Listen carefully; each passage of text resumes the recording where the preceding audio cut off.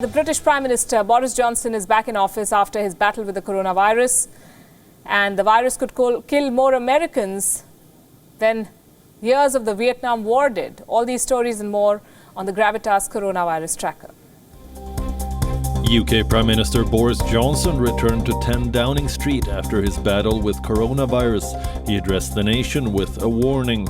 Johnson stressed that the risk of a second spike was very real. He announced that this was not the time to ease lockdown and social distancing norms. Coronavirus will be far deadlier for the United States than the Vietnam War. 58,220 Americans were killed in Vietnam. The coronavirus has already killed 55,415 Americans. Before this week is over, the death toll in the United States will surpass that of the Vietnam War. Germany has rejected a request by China for positive press. China had been pushing German lawmakers to make positive statements on China's handling of the pandemic. The German government has refused to comply with the Chinese request. Japan has extended its travel ban to 14 more countries.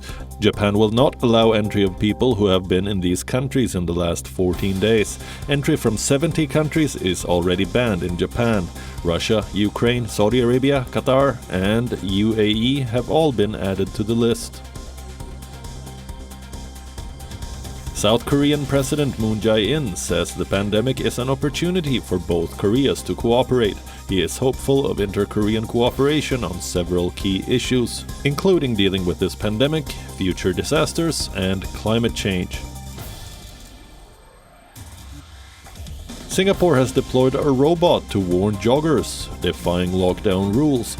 The remote-controlled robot tells joggers to stay safe and stay home. 799 new infections were reported in the last 24 hours. There are now over 14,400 cases in Singapore.